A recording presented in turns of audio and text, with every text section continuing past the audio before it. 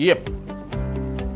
Thank you so very much for being back. And if you just joined us, you're still on to Enterprise Morning, reaching you from Enterprise Television. Let's head straight to our main conversation for today. The federal government's decision to release Comfort Bob from Kirikiri Prison and reduce the no-fly ban on Fuji musician Kwam from 6 months to 1 month has sparked outrage among lawyers, aviation experts, and civil society groups. Critics, including human rights lawyer Femi Falana, SAN, argued that Minister of Aviation Festus Keyamo overstepped his authority by bypassing the Nigerian Civil Aviation Authority (NCAA) and failing to follow due process. They expressed concerns that such unilateral actions undermine regulatory institutions. Comfort Bob had been charged with disruptive behavior aboard an Ibom Air flight, including assaulting a crew member. However, at an Ikeja magistrate court, the charges were withdrawn by the police following the airline's decision to no longer pursue the case. Magistrate Olarinwaju Salami then ordered her discharge shortly after her release. Bob posted on social media thanking supporters but claimed she will still in pain due to her treatment and will share her side of the story. Minister Keyamo explained the decision were made after consultation with key stakeholders. He noted both airline staff and the involved passengers, including Kwam, had shown misconduct, but expressed hope the incident would raise awareness about proper conduct in airports. In Kwam's case, the minister said the NCAA agreed to reduce his ban, and the plans were on the way to appoint the musician as a public ambassador for airport behavior protocols. Emeka is here with us. Thank you so very much for joining us. We truly do appreciate you once more. Yeah, thank you. Thank you. My pleasure to be here. Yeah, thank you so very much. Emeka, I know we had done a little bit of talking on that from our newspapers, but I'd love us to flesh that up right now. And since we have the report, I'd love you to speak to the issue of those in power that have been saddled with the opportunity of working with rules and regulations of the institutions they serve, disobeying the same rules and regulations of the institution they serve. Festus Keyamo is a textbook example right now, especially as made possible or as made clear by Femi Falana, SAN. I'd love you to speak to me on this, please. Yeah, thank you very much. Mr. Femi Falana spoke very, very well. He drew up the issues. And let me let me say something quickly. The federal government has only just postponed the evil day because criminal charges have no expiry date. It is civil cases that have a 10-year expiry. So anytime in future, whether dead or alive, Kwam and the Comfort Bob can still be prosecuted. We should take a cue from more serious countries about these things. Aviation security is not something you joke with. So if you are looking for a way to protect Kwam and all of that, you only just expose the nation to ridicule. And what does it show? It shows that these people, they just shows misgovernance. It shows that we don't take the rule of law seriously. Our leaders fly all over the world looking for foreign investors. Even in a poor country like St. Lucia, we're looking for investors. Whereas one of the things that investors look for is, adherence to the rule of law, good governance.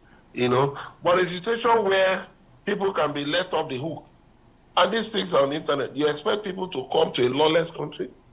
You expect people to come to a failed state?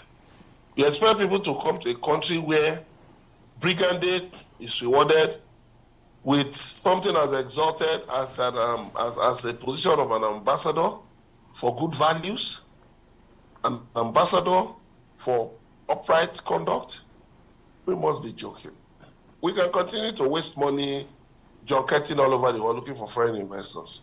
Serious investors will not come here. It's only briefcase investors who will be trooping in, put in money, push up the stock market, push up the capital market, the money market, and then when they get to saturation level, they withdraw their money and run away. That's it. That's why you see the government, boasting about the figures from the capital market and the money market. Those things are not long lasting. They come and they go up and down. But what do we have in our manufacturing sector? Poor performance. In different sectors, poor performance. So what we need to do is to ensure that we obey the rule of law. We respect the rule of law. That is what places us in the committee of nations that, possess quality leadership. Thank you. Thank you so very much, Emeka. But let's give it to the Federal Airport Authority of Nigeria and every other related sister agencies within that ecosystem. In the last a decade plus, we have not had any sort of air mishaps that's of dangerous status in Nigeria, which means that there's something we are doing well that others need to learn. Just a couple of days back, Emeka, we lost the Ghana aviation sector had a mishap. A minister and 6 other people lost their lives. In Kenya, I love to believe, one of those East African countries, there were equally a mishap here and there. India, remember, the Boeing aircraft that crashed.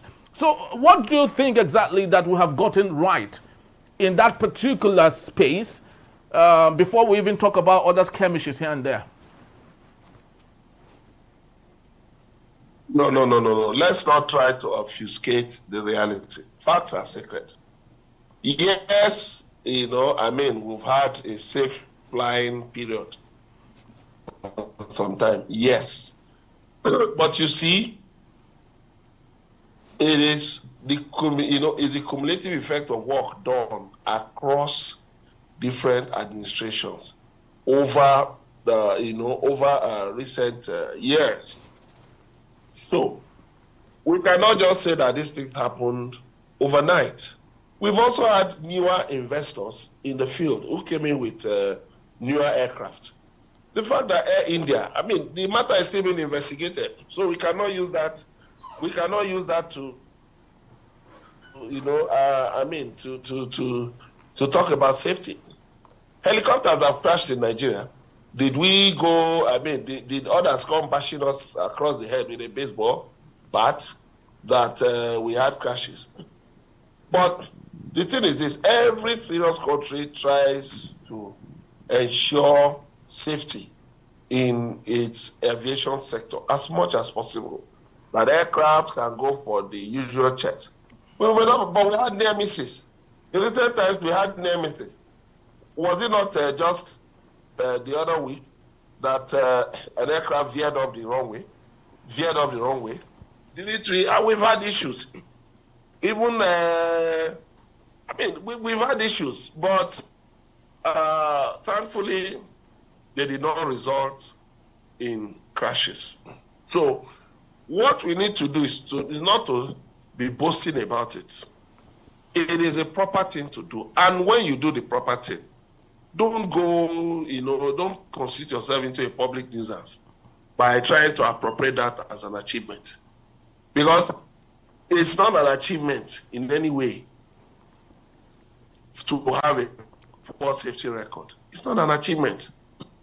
What is proper is that an aircraft should take off and land safely. And it will do your economy good.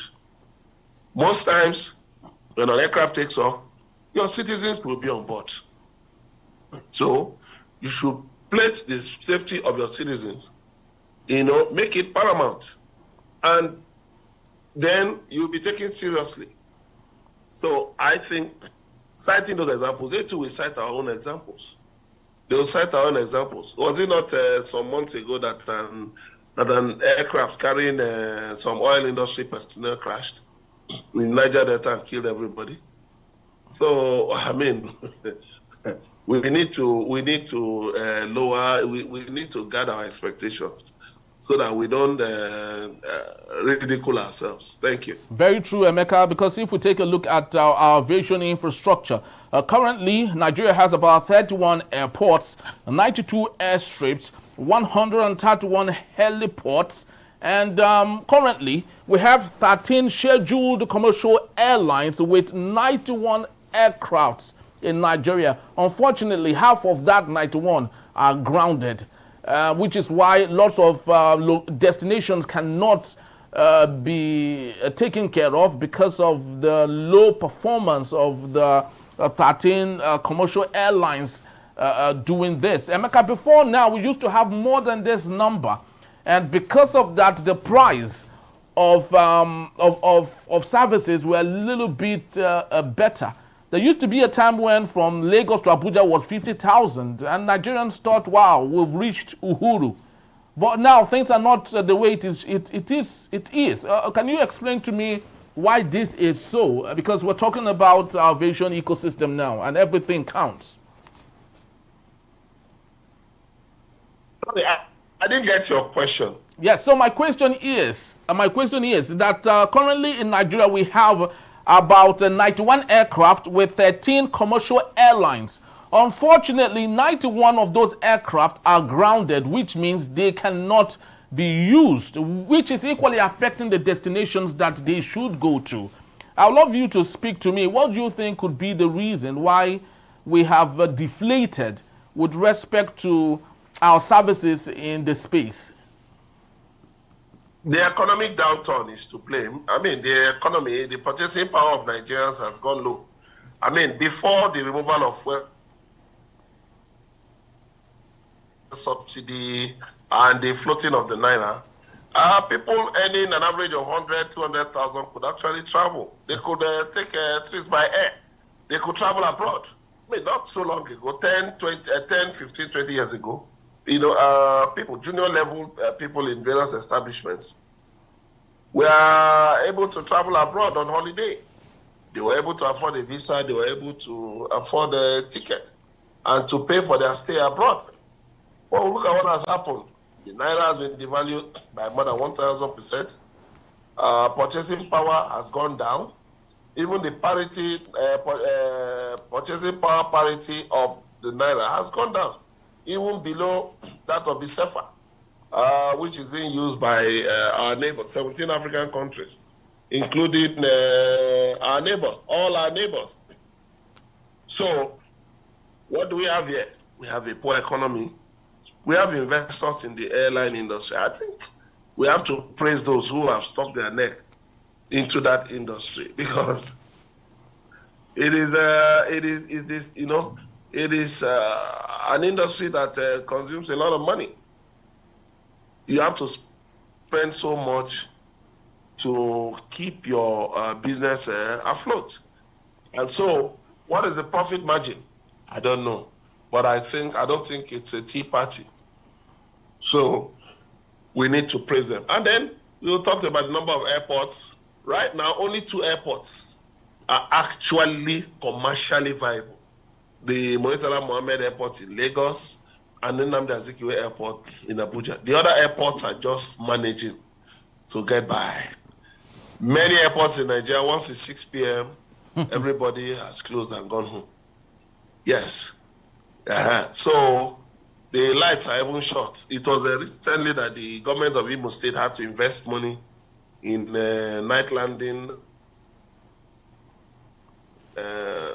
facilities, to provide lighting, for the airports. So, and then there are also illegal airstrips. You didn't mention the illegal airstrips because it may not be known, but there are illegal airstrips. In fact, some private individuals also own airstrips in Nigeria. And so when you put all of this together, it is because why? The roads have been left largely to kidnappers, to bandits, to terrorists, and then to extortionate policemen, soldiers, security agents of different types, and then local government thugs. That is what you see on the roads. And so every state governor wants to set up an airport so that they can just go to the airport and fly to wherever. and leave the ordinary people who cannot afford air travel to their whims and caprices. I mean, how many airports are functional? Only 2 are commercially viable. The rest are just, just there cosmetically. The United States governments setting up airlines with money that should be used to run their states. Airlines are private ventures. They are not ventures for political showmanship. They are not ventures, they are not ventures, that you just be pumping money into. It's a waste of tax resources. It's a way. Even if the state government has to be involved, like I said, set up a special purpose vehicle, register a holding company, and then you can put funds there through an act of the State House of Assembly that mandates that mandates the state to invest in ventures that will be for the benefit of the people of the state. Then you can also, okay, in so industry, in so a venture, we'll take 10%, we'll take 20%. That's like what the federal government is doing with LNG, Nigerian LNG. You can invest here and there. But for you to only own an airline is a waste of money. You cannot recover your costs at all unless unless you continue to invest. And you cannot continue to invest the resources of the state. It is criminal. That point has to be made that it is criminal. So all in all, we need to take a serious look at the aviation industry. It's not having the best of times now. You have delayed flights. Yeah. You have cancelled flights. How are the customers being treated? Exactly. How are they being treated? Go to many airports. How many airports are even at the best of times? Okay, when maybe they are lifting people for pilgrimage, Hajj, or Christian pilgrimage. How many people?